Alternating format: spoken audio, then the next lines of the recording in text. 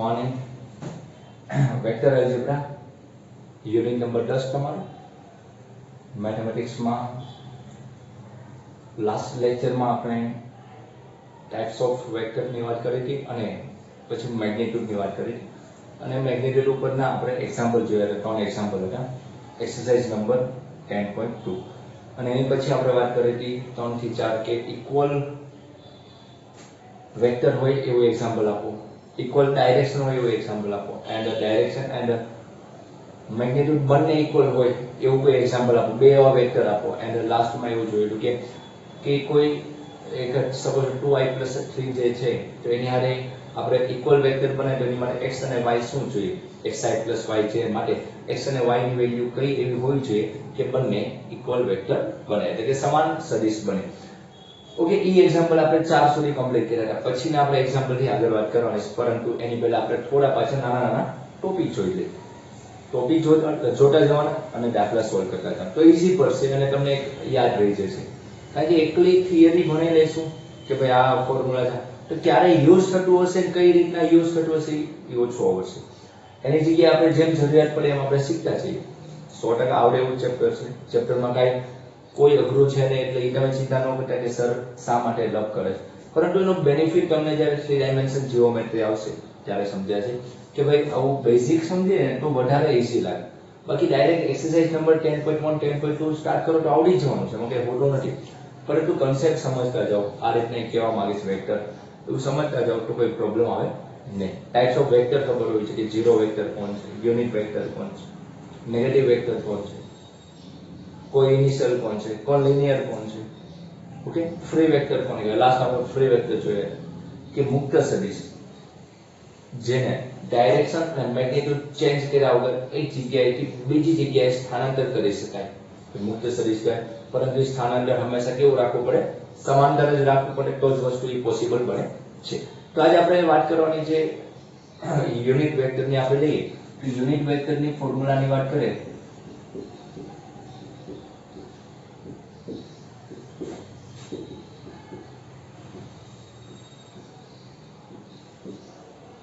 એકમ સદિશ જે આપણે જનરલી શીખી ગયા છે, પરંતુ આપણે હજી ડિટેલમાં આગળ શીખવાની આવશે. અત્યારે હું ખાલી તમને એની ફોર્મ્યુલા આપું છું, એ ફોર્મ્યુલા ઉપર આપણે કઈ રીતના કામ કરવાનું છે એ જોઈએ આપણે.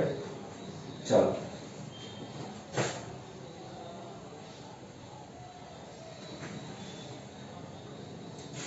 સપોઝ એ કોઈ તમારો વેક્ટર છે,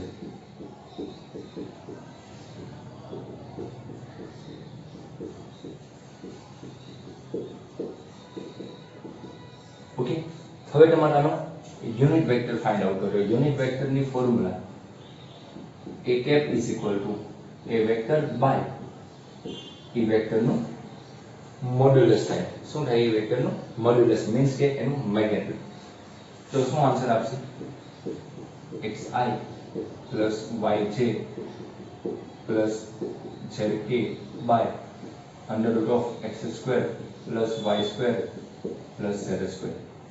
અને તમે આને કોઈ r કહી દો, ડિસ્ટન્સ ઓફ r કહી દો, તો a cap is equal to x by r plus y by r plus z by r. Okay.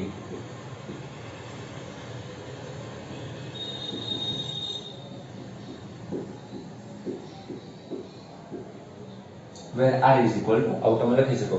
તો આ તમારી વેક્ટર જે હતો એનો યુનિટ વેક્ટરનો આન્સર આવે. આપણે ખાલી બેઝિકલી ફોર્મ્યુલા યાદ રાખો તમે. તો એક એક્ઝામ્પલ તરીકે તો xi yj અને zk, તો એને આપણે આ રીતના સોલ્વ કરાય. ઉપર વેક્ટર સેમ એજ મૂકી દેવાનું, નીચે એનું મેગ્નીટ્યુડ મૂકવાનું, એ એની ફોર્મ્યુલા છે. ઓકે, તો ચાલો પહેલા તમે સ્ક્રીનશોટ લઈ રાખો. સિમ્પલ છે, આવડે છે તો પણ લખી લેવાનું છે. ઓકે, ચાલો હવે આપણે પાછા આની જરૂરિયાત પડતી જશે એમ આપણે યુઝ કરતા જશું.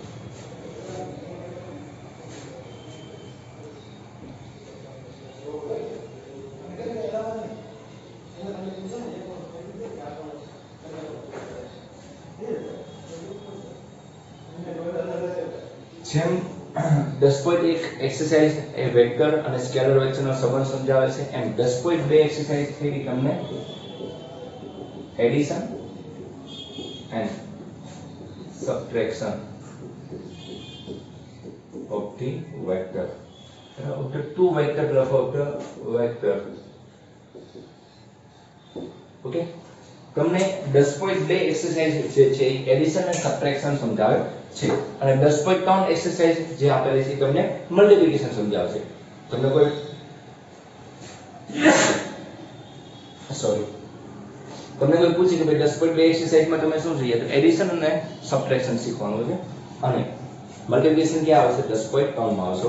તો સપોઝ કોઈ બે વેક્ટર છે લાઈક કોઈ AB વેક્ટર છે A અને કોઈ બીજો વેક્ટર છે CD વેક્ટર છે લાઈક B. તો આ બંનેનો સબટ્રેક્શન કરવો હોય શું કરવો હોય આ બંનેનો સબટ્રેક્શન. તો હું આને એક આ AB વેક્ટરને આ રીતના લખી નાખું AB વેક્ટરને આ રીતના લખી નાખું અને એની ઉપર જ્યાં એની પૂછ આવું છું શીર્ષ આ એની પૂછ છે તો શીર્ષ હારે બીજાની પૂછ મૂકી દઉં. જેટલા એંગલ હશે એને પેરેલલ અહીંયા હું કોઈ ઘટક મૂકી દઉં. ઓકે અને આ ડાયરેક્ટ આને આપણે BC નામ આપી દઈએ. તો અહીં શું થાય A B and C. તો હવે જે આ લાઈન હું કનેક્ટ કરું છું આ લાઈન જે કનેક્ટ કરું છું જેને આપણે R કહીએ સપોઝ R છે કેપિટલ R આપીએ એ R છે વેક્ટર એ શું બનશે A and B નો શું બનશે એડિશન કરશે. આ A વેક્ટર હતું અને આ B વેક્ટર એટલે એડિશન આ જવાબ આવશે. એટલે કે આ જે R આવશે એ તમારો A પ્લસ શું આવશે B આવશે.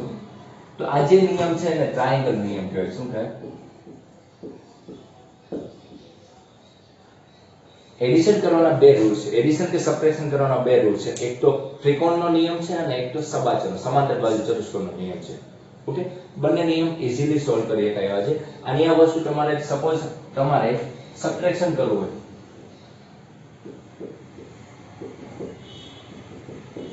મોસ્ટ ઓફલી આ બધી વસ્તુ જનરલી કેમાં યુઝ થતી હોય કે આને તમે ડ્રોઈંગ કરો ને એની માટે યુઝ થતી હોય. સપોઝ કોઈ વેક્ટર છે A and કોઈ વેક્ટર છે -b તો A and -b છે એ જ વસ્તુ તમારે જે એંગલમાં હોય એને સમાંતર આપણે કઈ બાજુ દોરવાનો નીચે બાજુ દોરવાનો હોય. માઈનસ હોય ક્યાં દર્શાવતો હોય આપણે આમ દોરીએ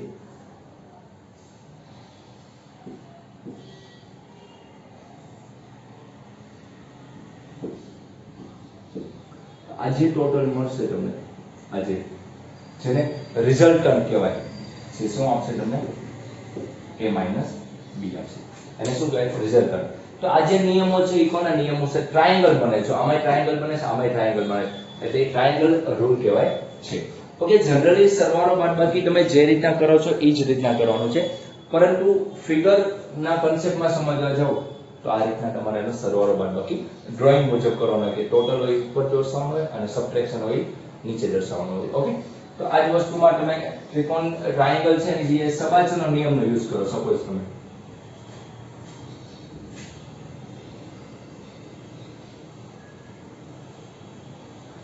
તમે કોને યુઝ કરો છો સમાંતર બાજુ ચતુષ્કોણનો યુઝ કરો છો.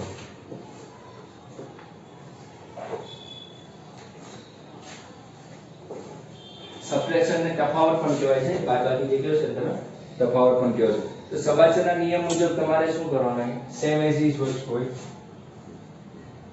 સબાચર નો નિયમ.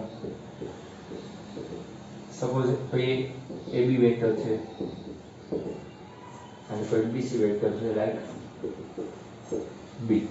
ઓકે AB અને કોઈ વેક્ટર આપેલા છે સપોઝ કોઈ પણ વેક્ટર આપેલા છે તો આપણે આ શું છે તમારો A તો સપોઝ આ વેક્ટર આ રીતનો છે A અને આ વેક્ટર છે આ રીતનો B છે તો એને આપણે અહીંયા સપોઝ અહીંયા આ રીતના B મૂકી દીધો. ઓકે હવે અને થોડોક સરખો બનાવો.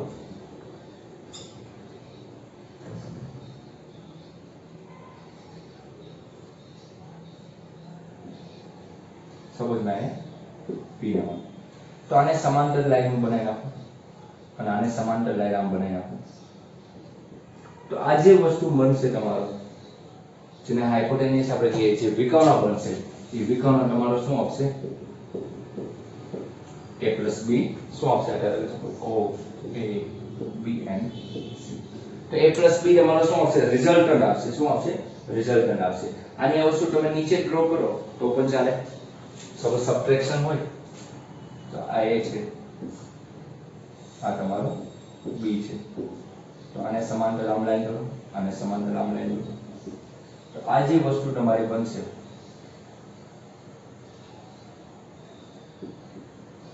એ તમારું શું બને નીચે બાજુ ડ્રો કરી શું બને રિઝલ્ટન્ટ તમારી બને ઓકે તો આ રીતના તમારે વિચારી શકાય કે શું રિઝલ્ટ મળે છે શું કે આને શું રિઝલ્ટ મળે છે તો તમે ડ્રોઈંગ કરી શકો છો ઓકે તો આ તમારી ચતુષ્કોણનો નિયમ છે અને કયો છે ત્રિકોણનો નિયમ છે જનરલી આ ડ્રોઈંગ તમને પેપરમાં પૂછાતું નથી એટલે આ બધી વસ્તુનું ધીમે ધીમે મહત્વ ડાઉન થતું જાય આ કરો કે ના કરો કોઈ પ્રોબ્લેમ આવતો નથી પણ જનરલી ખબર હોવી જોઈએ હવે આની ઉપરથી એક અસમતા ભણવાની છે સમતાનો કે અસમતા ઇનઇક્વાલિટીઝ ખૂબ જ આંગી છે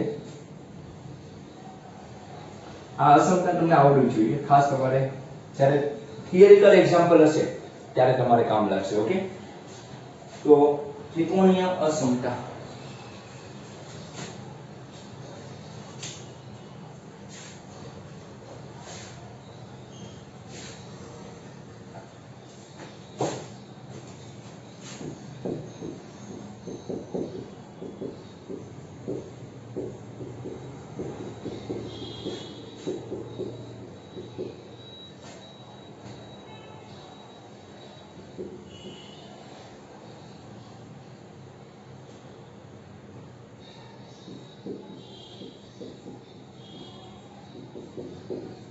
triangular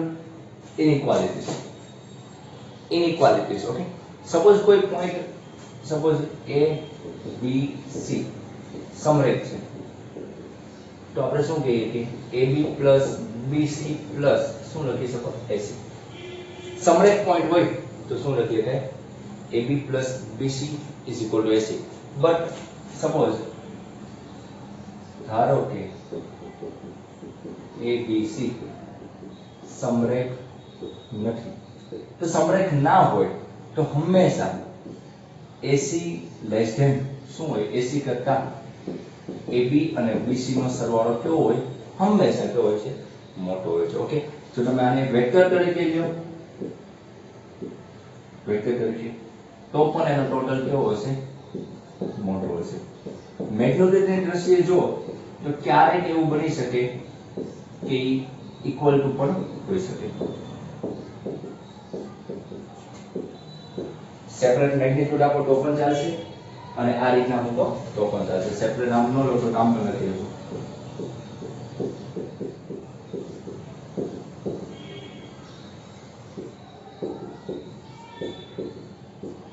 ઓકે હવે સપોઝ આ AB અને BC ને કોઈ નામ આપી દો AB અને BC ને કોઈ નામ આપી દઈએ તો આપણે કહી શકીએ કે ભાઈ અહીંયા AC છે આ બે કરતા કેવો છે આમ છે તો હું આને આમ કહી શકું અને બંને છે કે ભાઈ મોડ્યુલસ ફંક્શન છે xy છે એના આપણે અલગ અલગ પણ લખી શકાય છે ઓકે મોડ્યુલસ ફંક્શન ને આપણે અલગ અલગ પણ લખી શકાય છે એમાં તમે બધા એગ્રી છો કારણ કે AB AC બરાબર લખી શકાય તો હવે હું AC બરાબર હવે લખી શકું AB BC AC બરાબર શું લખીએ તો AB BC લખીએ તો less than equal AB BC okay આમ લખી શકાય ધારો કે AB બરાબર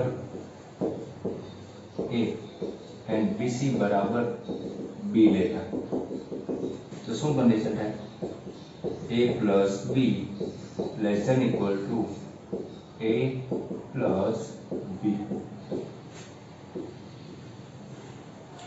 તો આને શું કહેવાય અસમતા કહેવાય ત્રિકોણીય અસમતા કે a b જે વેક્ટર છે એનો માનાંક મેળવો અને સેપરેટ ઘટકનો અલગ અલગ માનાંક ગોતીને સરવાળો કરો તો ક્યાં તો એની જેવડો આવે ક્યાં તો આ ભાગ કેવો આવશે મોટો આવશે ઓકે શું લઈ ફરી વાર લખી દઉં કે a b less than equal to a વેક્ટરનો મોડ્યુલસ પ્લસ b વેક્ટરનો modulus okay this is called અથવા આપણે કે it is called triangular inequalities. Okay, આ ખાસ તમારે સેન્ટેન્સ યાદ રાખવાનું છે.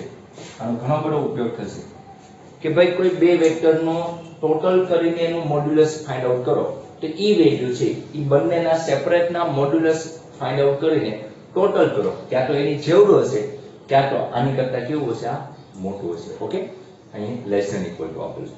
ઓકે, એટલે ખૂબ જ આઈમ્પી વસ્તુ છે. અને આને શું કહેવાય? જેને સદિશોની ત્રિકોણીય અસમતા. અને શું કહેવાય? ત્રિકોણીય અસમતા. કોની? સદિશોની ત્રિકોણ માટેની અસમતા કહેવાય છે. ખૂબ જ આઈમ્પી અને સમજવા જેવો છે. ફરીવાર રિવાઇઝ કરી નાખે કે સપોઝ ABC સમરેખ બિંદુઓ હોય તો AB + BC = AC થાય. પરંતુ સમરેખ ન હોય તો હંમેશા AB + BC નો ટોટલ મોટો જ હોય, લેસ ધેન હોય. અને જો તમે એને મોડ્યુલસ લગાડો તો ક્યારેક ઈ મોટો પણ હોય અને ઇક્વલ ટુ પણ હોઈ શકે છે. ઓકે, તો મોડ્યુલસ ફંક્શનને આપણે સેપરેટલી લખી શકીએ છીએ. તો AC = AB + BC મૂકો તો AB + BC modulus less than equal to AB નું modulus plus modulus of BC. AB અને BC ને તમે A અને B નામ આપી દો તો તમે આ રીતના અસમતા સાબિત કરી શકો છો. ઓકે, ઇન શોર્ટ, ત્રિકોણ માટે કોઈ બે વેક્ટરનું ટોટલ છે એનું modulus less than equal to separate modulus નું ટોટલ થાય છે. ઓકે, આ વસ્તુ તમારે યાદ રાખવાની છે અને ખૂબ જ કામની છે. ચાલો, આ વસ્તુ ક્લિયર છે તમને? હવે આપણે વાત કરીએ આની પ્રોપર્ટીઝ. Properties of vector. આજે આપણે પ્રોપર્ટીઝ લઈ જ નાખી. આજે આપણે એક્ઝામ્પલ નથી લેવા. આજે આપણે બેઝિક જે થિયરી છે, સરવાળો છે, બાદબાકી છે, ત્રિકોણીય અસમતા છે, એવું શીખીએ. એટલે કાલથી આપણે એક્સરસાઇઝ પાછી ભાગશે. પાછી આપણે થોડું ટોપિક શીખશું, પછી પાછી એક્સરસાઇઝ. એમ કરીને આપણે એક્સરસાઇઝ પૂરી કરતા જશું. આરામથી બહુ ઝડપથી પૂરું થઈ જાય એવું છે, પરંતુ આપણે ધીમે ધીમે 20-25 મિનિટના લેક્ચર બનાવીને કમ્પ્લીટ કરશું. ઓકે, એટલે ઝડપથી આપણે બહુ પૂરું કરવાની ઉતાવળ પણ નથી. સમજાય એવો ટોપિક છે. આ બે ચેપ્ટર પૂરા થાય ત્યાં સુધી આપણે ધીમું ભણશું અને ત્યાં સુધીમાં સપોઝ સ્કૂલ ન ખોલે તો પછી આપણે પ્રોબેબિલિટી અથવા સુરેખ આયોજન, જેને આપણે શું કહેવાય છે, લિનિયર પ્રોગ્રામિંગ, અને છેલ્લું છે એપ્લિકેશન ઓફ ડેરિવેટિવ, કોઈ પણ એક ચેપ્ટર ચાલુ કરી દઈશું.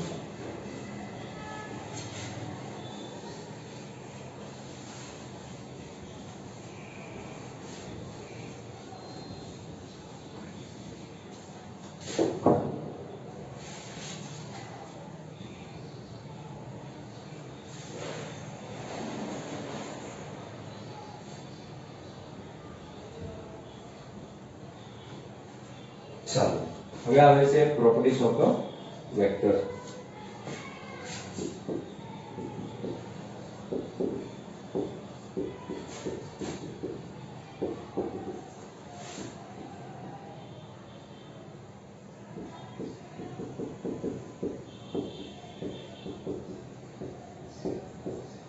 ઓકે, વેક્ટર પણ અમુક પ્રોપર્ટીનું પાલન કરે છે.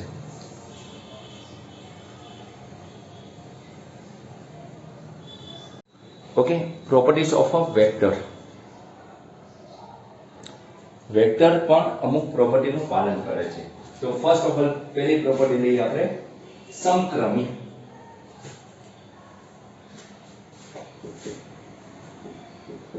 સદિશોનો સરવાળો સમક્રમી હોય છે. સમક્રમી હોય છે. ઓકે, સમક્રમીનો મતલબ શું થાય? ક્રમના નિયમનું પાલન થાય છે. સમક્રમી હોય છે. સમક્રમીનો મતલબ છે કોમ્યુટેટિવ. ઇંગ્લિશમાં કેવું હોય તો આપણે કોમ્યુટેટિવ લો. કયો લો? કોમ્યુટેટિવ. એટલે કે ક્રમના નિયમનું પાલન થાય છે. ઇટ મીન્સ કે કોઈ વેક્ટર A છે અને કોઈ વેક્ટર B, સપોઝ એનો ટોટલ કરો તો જે જવાબ આવે સેમ એજ તમે B vector plus A vector નો ટોટલ કરો, બંનેનો જવાબ કેવો આવશે? સમાન આવશે. અને ક્રમના નિયમનું પાલન થાય છે, પરંતુ કેમાં? સરવાળા માટે, બાદબાકી માટે નહીં. સદિશોનો સરવાળો કેવો છે? સરવાળો મેં કીધું છે. સરવાળો કેવો છે? સમક્રમી. એટલે કોમ્યુટેટિવ લો નું પાલન થાય છે. કેમાં? સરવાળામાં થાય છે. ઓકે, યાદ આવી જશે પહેલો નિયમ. ચાલો, પછી બીજો નિયમ છે જૂથના નિયમનું પાલન કરે છે. જૂથના નિયમનું પાલન કરે છે. કોણ? વેક્ટર એટલે કે સદિશ.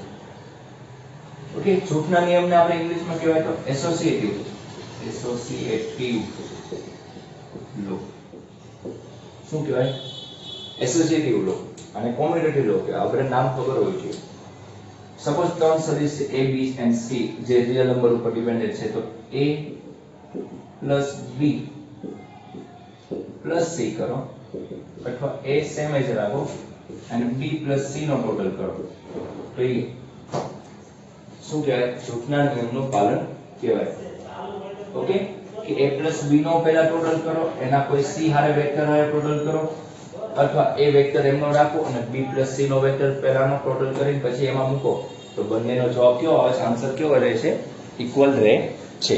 ઓકે, અને શું કહેવાય? એસોસિએટિવ લો કહેવાય છે. આ બધા નામ તમને યાદ આવડે, ઇંગ્લિશમાં નામ યાદ રાખજો. ઓકે, ચાલો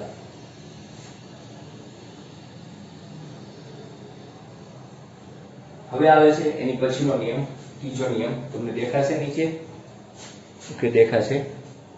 આઈડેન્ટિટી. ઇટ મીન્સ ગુજરાતીમાં કહીએ તો આપણે સરવાળા વિશે તટસ્થ ઘટક. સરવાળા વિશે તટસ્થ ઘટક. તો સરવાળા માટે એટલે કે આઈડેન્ટિટીઝ કહેવાય. તટસ્થ ઘટક એટલે કે એક્ઝિસ્ટન્સ ઓફ આઈડેન્ટિટીઝ.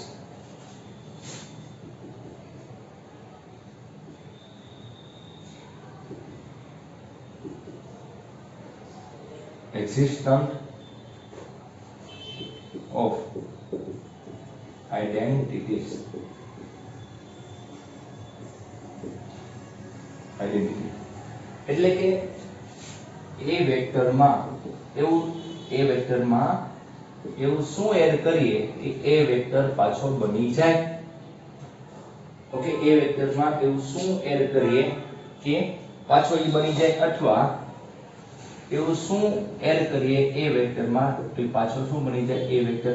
એટલે કે અહીંયા શું આવશે? 0 આવશે અને શું આવશે? 0. ઇટ મીન્સ a માં 0 વેક્ટર એડ કરો કે 0 માં a વેક્ટર એડ કરો તો જવાબ શું આવશે તમારો? a આવશે. ઓકે, એટલે કે એને એમ કહેવાય, આમ કહી શકાય કે આપણે સરવાળા માટે તટસ્થ ઘટક 0 છે. એટલે 0 વેક્ટર છે. તમને કોઈ પૂછે સરવાળા માટે આઈડેન્ટિટી શું છે? તટસ્થ ઘટક કયો છે? તો શું આવે? 0 આવે. ગુણાકાર માટે શું આવે? 1 આવે. કારણ કે એનો મતલબ એવો થાય કે x હારે એવો કોઈ ઘટક ગુણાકાર કરો કે જેના લીધે e નો એ ઘટક આવે તો શું આવે? યુનિક વેક્ટર આવે. કયો આવે? યુનિક. પરંતુ તટસ્થ ઘટક કોને કહેવાય? સરવાળા માટે કે એમાં એવો સબટ્રેક્ટ કરો, એમાં એવો એડિશન કરો કે ઈનો ઈજ વેક્ટર ને, અથવા 0 અહીંયા જો અહીંયા મેં બ્લેન્ક પ્લસ a કરો તો ઈનો ઈ જવાબ આવે. તો કયો વેક્ટર એડ કરો કે ઈનો ઈ જવાબ આવે તો એને તટસ્થ ઘટક કહેવાય કે જેના લીધે કોઈ ફેર પડતો નથી. એને આઈડેન્ટિટી કહેવાય. શું કહેવાય? આઈડેન્ટિટી. એટલે કે વેક્ટરમાં એવો એડ કરો કે જેના લીધે ઈનો ઈ મૂળ વેક્ટર રહેતો હોય એવા વેક્ટરને શું કહેવાય? કોઈ વેક્ટર છે એમાં એવો શું ઘટક એડ કરીએ કે જેના લીધે ઈ નો ઈ જ વેક્ટર રહેતો હોય એને તટસ્થ ઘટક કહેવાય. ઈ વેક્ટર નો. તો અહીં આપણે શું એડ કરીએ તો ઈ નો ઈ જ વેક્ટર રહેશે. તો 0 વેક્ટર એડ કરવા માટે તો તમને કોઈ પૂછે કે સરવાળા માટે તટસ્થ ઘટક શું છે? તો સરવાળા માટે તટસ્થ ઘટક છે 0 વેક્ટર. શું છે? 0 વેક્ટર છે. ઓકે, યાદ રહી જશે. સમજવા જેવો છો. તટસ્થ ઘટક એટલે કે એવો ઘટક એડ કરો કે જેના લીધે ઈનો ઈ જ ઘટક એટલે કે ઈની ઈ જ વેલ્યુ આવે કે ભાઈ એ વેક્ટરમાં હું શું એડ કરું કે જેના લીધે ઈનો ઈ જ વેક્ટર આવે તો ઈ જે આ જે જવાબ આવતો હશે ઈ તમારો તટસ્થ ઘટક છે. તો સરવાળા માટે તટસ્થ ઘટક શું છે? 0. સરવાળા માટે તટસ્થ ઘટક શું છે? 0. ચાલો, અને છેલ્લી પ્રોપર્ટી છે તમારી વિરોધી ઘટક. સરવાળા વિશે વિરોધી ઘટક. સરવાળા વિશે વિરોધી ઘટક. ચાલો, સરવાળા વિશે વિરોધી ઘટક એટલે શું થાય?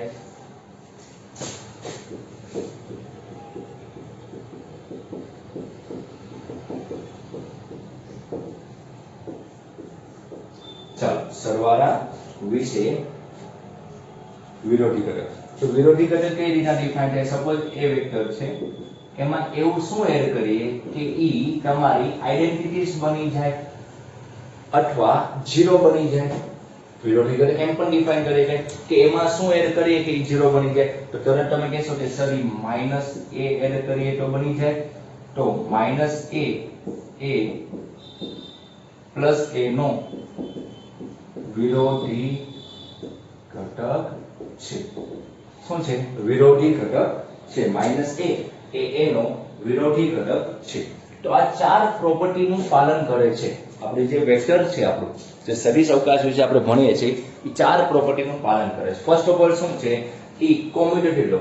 અને આપણે નેગેટિવ પાર્ટ છે એટલે સરવાળા માટેનો નેગેટિવ જે ઘટક છે આપણે મેળવીએ છીએ, જેમાં આપણે આઈડેન્ટિટી કે અને એક ઇન્વર્સ છે આવે, પરંતુ એ હજી તમારે વાર છે. આમ તો તમે ભણી ગયા છો, તમને યાદ હોય કે તમે ફર્સ્ટ ચેપ્ટર છે તમારું સંબંધ ને વિધેય તમે ભણ્યા છો, એમાં તમે 5 પ્રોપર્ટી શીખતા. એમાં આપણે આઈડેન્ટિટી આવતી, પછી ઇન્વર્સ પણ આવતું, જે દ્વિક ક્રિયાઓ હતો, બાઇનરી ઓપરેશન હતું એમાં. તો સદિશોનો સરવાળો છે એ પેલું કેવું છે? કોમ્યુટેટિવ એટલે સરવાળા નિયમનું પાલન કરે છે. એટલે a b કરો કે b a કરો, બંનેનો ઇક્વલ આન્સર આવે છે. જૂથના નિયમનું પાલન કરે, એસોસિએટિવ લોનું પાલન કરે છે. a b પહેલા કરી નાખો, પછી એમાં c એડ કરો, અથવા b c કરીને એમાં a એડ કરો, કોઈ પ્રોબ્લેમ આવતો નથી. જવાબ કેવો રહેશે? ઇક્વલ રહેશે. એક્ઝિસ્ટન્સ ઓફ આઈડેન્ટિટી એટલે કે સરવાળા માટે તટસ્થ ઘટક કયો છે? તો સરવાળા માટે તટસ્થ ઘટક એટલે a માં એવો ઘટક એડ કરો કે ઈનો જે જવાબ આવો છે. તો સરવાળા માટે કયો ઘટક છે તટસ્થ? 0. કયો ઘટક છે? 0 છે. સરવાળા માટે તટસ્થ ઘટક 0 છે. અને છેલ્લે છે સરવાળા વિશે કયો ઘટક? વિરોધી ઘટક. તો એ કોઈ ઘટક છે અથવા એ કોઈ વેક્ટર છે, એમાં શું એડ કરીએ કે 0 આપે છે? આન્સર શું આપે? 0. તો એનો વિરોધી ઘટક કયો આવશે? માઈનસ a આવશે. કારણ કે a માં એવું શું એડ કરીએ કે શું આવે? 0 વેક્ટર બની જાવ છે. તો માઈનસ a આવે. એટલે માઈનસ a પ્લસ a નો વિરોધી ઘટક છે. તો આ ચાર પ્રોપર્ટીનું પાલન કરે છે vector. Properties of vector. Okay, તો આ રીતના તમે આવડતું હોય તો પણ સમજવાની ટ્રાય કરો. ભલે આ બધી વસ્તુ તમને ખબર જ છે, પણ સમજો તો તમારી માટે સારું છે. ઓકે, હવે નેક્સ્ટ લેક્ચરમાં હું આના એક્ઝામ્પલ સરવાળા કરાવીશ, યુનિટ વેક્ટર જે છે આપણે વાત કરીએ એ રીતના કે એકમ સદિશ ફાઇન્ડ આઉટ કરો. તો એ બધા એક્ઝામ્પલ જોશું. કાલે આપણે હવે લેક્ચર લેશું ત્યારે 10 કે 12 જેટલા એક્ઝામ્પલ છે, તો આપણે 4 સુધી પહોંચાડે, 5-6 થી લઈને આપણે 10 સુધી 6-7 એક્ઝામ્પલ પૂરા કરશું. પછી પાછા ડીપ ક્વેશ્ચન ઉપર જશું. ઓકે, ધીમે ધીમે એક્સરસાઇઝ તમારી પૂરી થવા મળશે. આજે આ પ્રોપર્ટીઝ ને એડિશન સબટ્રેક્શન જે છે, પછી ઇનઇક્વાલિટીઝ નો સમજાવે તો પૂછી લેજો. Thank you.